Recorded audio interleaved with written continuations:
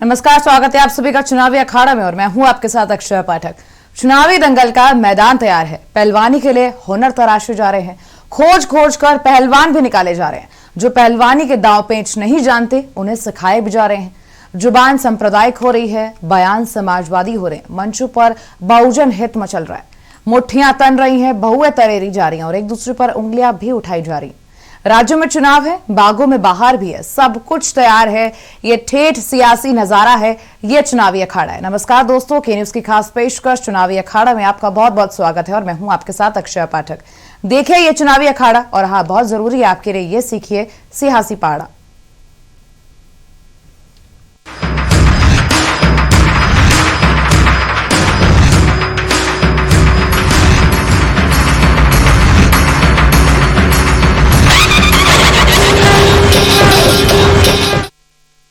कानपुर काले धन का कीर्तिमान बन गया है। कीर्तिमान भी इतना बड़ा कि चारों ओर सिर्फ यही हल्ला है कि आखिर इतना पैसा आया कहां से और कैसे कोई इतना बड़ा धन कुबेर बन गया। जी हां, उत्तर प्रदेश में चुनाव आया तो छापों का दौर शुरू हो गया। लखनऊ, कानपुर, कन्नौज में इन दिनों छापा ही सुर्खियों में। कानपुर में इत्र कारोबारी के घर पर डीजीजीआई और आयकर विभाग ने छापा मारा। इतना पैसा मिला कि अब तो अफसर भी सोच में पड़ गए कि आखिर इतना पैसा आया कहां से। देखिए इस खास रिपोर्ट में।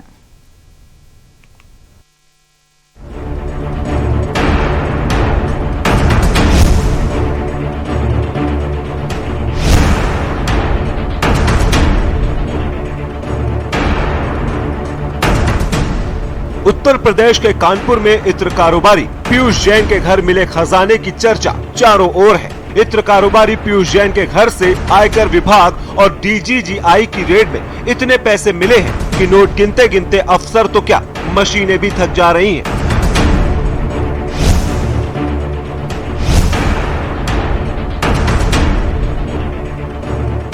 कानपुर के धनकुबेर पीयूष जैन के घर लगातार 36 घंटे तक चली छापेमारी के दौरान नोट गिनते गिनते अफसरों के पसीने छूट गए।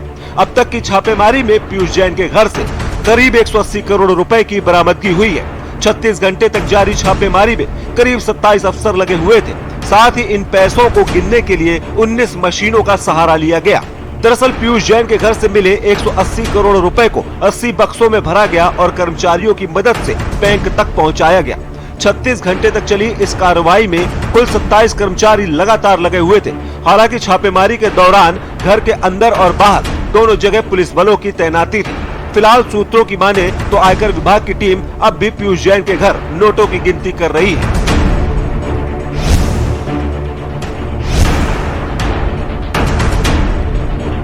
इधर इत्र कारोबारी पीयूष जैन के बेटे प्रत्यूष को डीजीजीआई आईटी की टीम उनके कन्नौज के सीलबंद मकान में लेकर पहुंची थी, जहां टीम ने पीयूष के बेटे से पूछताछ की थी और बताया जा रहा है कि यहां से भी कुछ पैसे बरामद हुए हैं। दरअसल पीयूष जैन पर आरोप है कि कई फर्जी फर्मों के नाम से बिल बनाकर कंपनी ने करोड़ों रुपए की जीएसटी चोरी की। पीयूष के घर से 200 से अधिक फर्जी इनवॉइस और ई-वे बिल मिले हैं। छापेमारी के दौरान जीएसटी चोरी का भी भारी खेल सामने आया है। गौरतलब है कि पीयूष जैन कन्नौज के बड़े व्यापारियों में शुमार हैं। वे 40 से ज्यादा कंपनियों के मालिक हैं। इनमें से 2 कंपनियां मिडिल ईस्ट में हैं। कन्नौज में पीयूष की परफ्यूम फैक्ट्री, कोल्ड स्टोरेज और पेट्रोल पंप भी है। मुंबई में पीयूष का हेड ऑफिस है, साथ ही वहां उनका एक बंगला भी है। पीयूष जैन इत्र का सारा बिजनेस मुंबई से करते हैं। यहीं से इनका इत्र विदेशों में भी भेजा जाता है। फिलहाल उत्तर प्रदेश में चुनाव से पहले माहौल खासा गर्म है। एक तरफ चुनावी सरगर्मियां तो दूसरी तरफ डीजीजीआई और आयकर विभाग के छापे। इत्र कारोबारी पीयूष जैन के घर पर छापेमारी के दौरान 180 करोड़ रुपए मिले हैं, जबकि अभी भी रेड जारी है। अब देखना यह है कि इत्र कारोबारी पीयूष जैन के घर पर छापेमारी के बाद कौन से बड़े बड़े खुलासे होते हैं और अगला नंबर किसका होता है। इलेक्शन डेस्क, के न्यूज इंडिया। यूपी में विधानसभा चुनाव का बिगुल बज चुका है, मगर उससे पहले फ्री की सेल मार्केट पूरी तरह सज चुकी है। बीते दिनों जहां कांग्रेस महासचिव प्रियंका गांधी ने स्कूल और कॉलेज की छात्राओं को स्मार्टफोन और लैपटॉप बांटने की घोषणा की थी, तो पिछले चुनाव में अखिलेश यादव ने भी ये घोषणा की थी, वो प्रदेश के सभी युवाओं को लैपटॉप बांटेंगे। तो वहीं शनिवार को यूपी के सीएम योगी आदित्यनाथ ने पूर्व प्रधानमंत्री अटल बिहारी वाजपेयी की जयंती के मौके पर विभिन्न पाठ्यक्रमों के अंतिम वर्ष के विद्यार्थियों को फ्री स्मार्टफोन और लैपटॉप और टैबलेट वितरित किए। देखिए इस हमारी खास रिपोर्ट।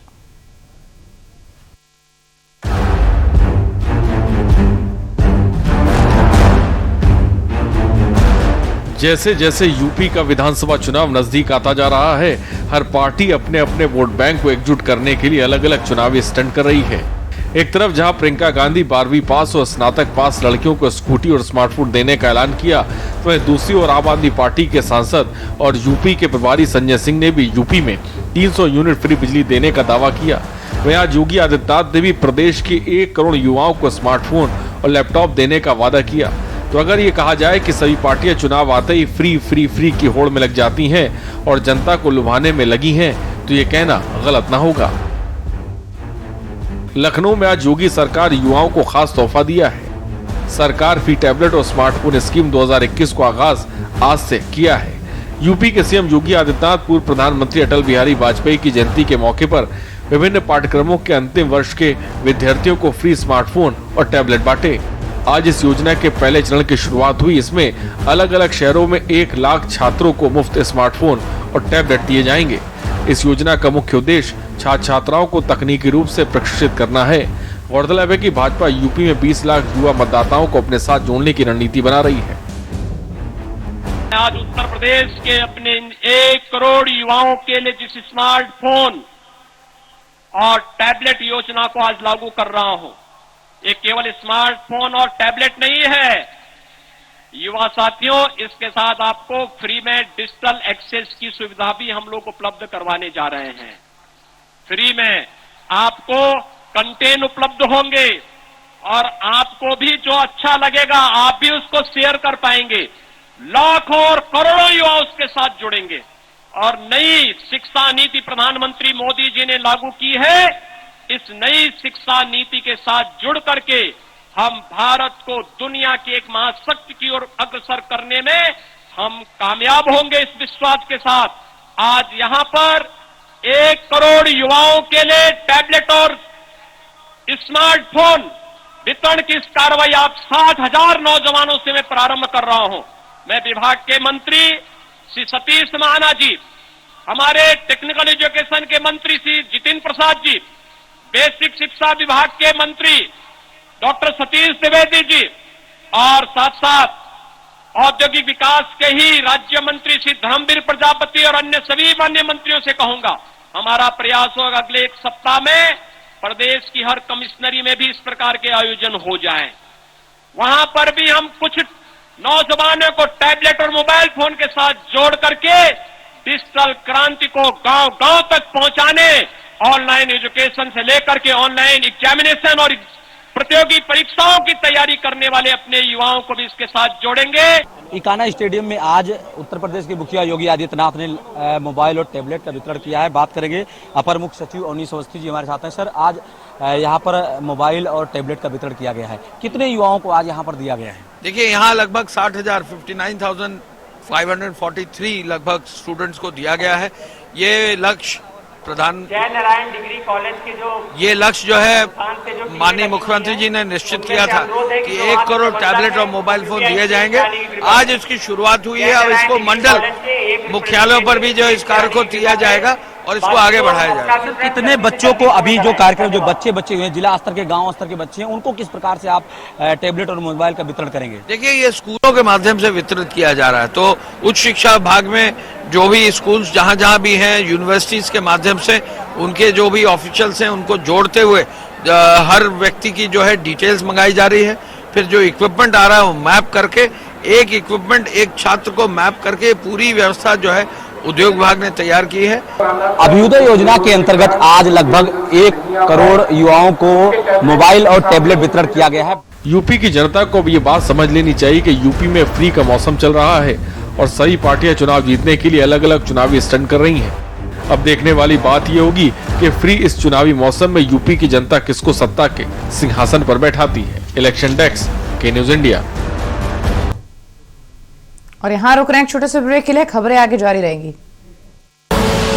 आप देख रहे हैं के न्यूज, खबरों का सारथी। नमस्कार। बाबा साहब अंबेडकर का जीवन बेहद प्रेरणादायी है। एक बेहद गरीब घर में जन्मे, बचपन से ही छुआछूत के शिकार रहे, लेकिन अपने जीवन में उन्होंने शिक्षा को बहुत महत्व दिया, खूब संघर्ष किया, विदेश से 2-2 डॉक्टरेट की डिग्री हासिल की, वकालत की। उन्हें 11 भाषाओं का ज्ञान था। उन्होंने भारत का संविधान लिखा। बाबा साहब का सपना था कि भारत के हर बच्चे को अच्छी से अच्छी शिक्षा मिले। पर क्या आजादी के 75 साल बाद भी हम लोग बाबा साहब का सपना पूरा कर पाए? मैंने कसम खाई है, बाबा साहब का सपना मैं पूरा करूंगा। मैं चाहता हूं कि हर दिल्ली वासी बाबा साहब की जिंदगी से प्रेरणा ले। इसीलिए दिल्ली सरकार 5 जनवरी से दिल्ली के जवाहरलाल नेहरू स्टेडियम में बाबा साहब अंबेडकर के जीवन पे दुनिया का सबसे बड़ा शो करने जा रही है। आपके लिए शो एकदम फ्री होगा, आप जरूर आएं। जय Hind. Baba Saheb the grand musical की टिकट बुक करवाने के लिए www.babasahebmusical.in पर जाएं या 8800009938 पर कॉल करें।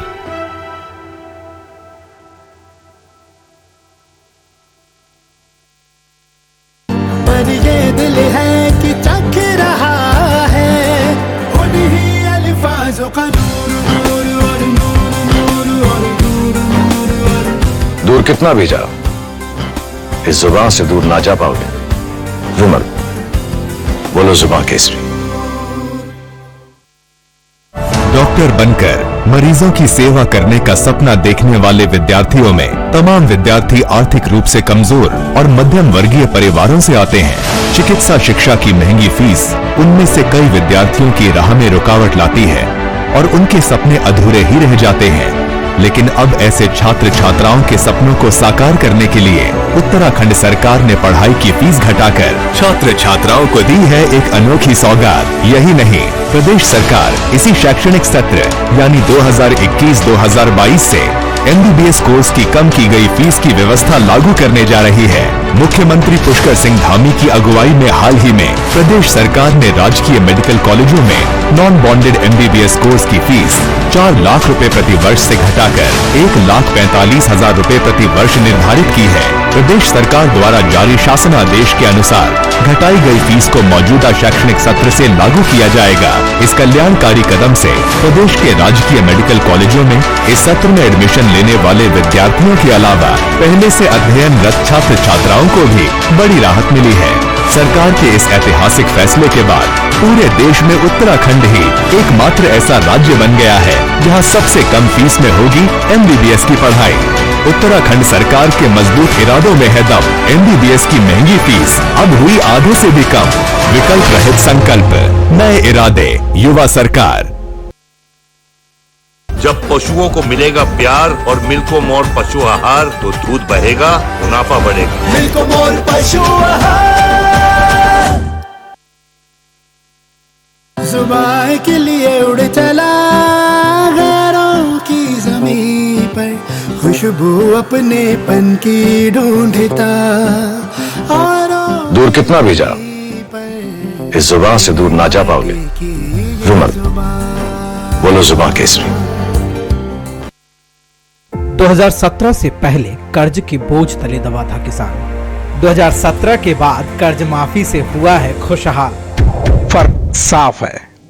2017 से पहले भैंस ढूंढने वाली पुलिस 2017 के बाद अपराधियों को काबू करती है। फर्क साफ है। 2017 से पहले जो लड़के हैं गलती हो जाती है बोलकर छूट जाते थे। 2017 के बाद उन अपराधियों पर होती है कार्रवाई। फर्क साफ है। 2017 से पहले मेरठ से दिल्ली पहुंचना था दूभर। 2017 के बाद दिल्ली बस 1 घंटे दूर। फर्क साफ है। और ब्रेक के बाद आपका स्वागत है। चुनावी अखाड़ा में भी बहुत कुछ बाकी है, लेकिन उससे पहले आपको लेकर चल रहे हैं दिल्ली।